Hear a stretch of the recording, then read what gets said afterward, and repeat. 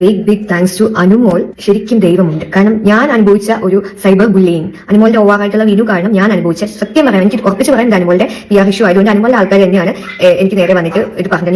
ഞാൻ പറഞ്ഞത് കള്ളമാണ്, ഞാൻ കള്ളിയാണ് എന്നാണ് പറഞ്ഞത്. ഞാൻ കള്ളിയാണ്, PR കൊടുക്കാൻ അനുമോൾക്ക് പൈസ ഇല്ല, അനുമോൾ ഭയങ്കര കഷ്ടപ്പെട്ട് വന്ന ആളാണ് എന്നൊക്കെ പറഞ്ഞ ആൾക്കാർ കണ്ടു നോക്ക്.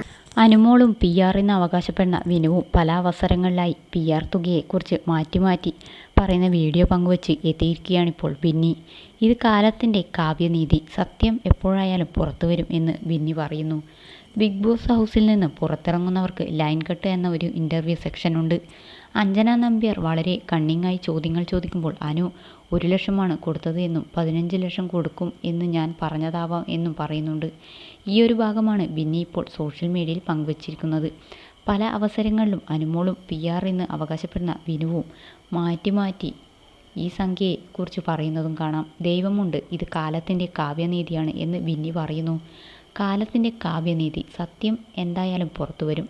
Thanks to Anjana Nambiar. ചോദ്യങ്ങളുടെ വേഗം കൂടിയപ്പോൾ ആലോചിക്കാൻ സമയം കിട്ടാതെ അനുമോൾക്ക് സത്യം പറയേണ്ടി വന്നു.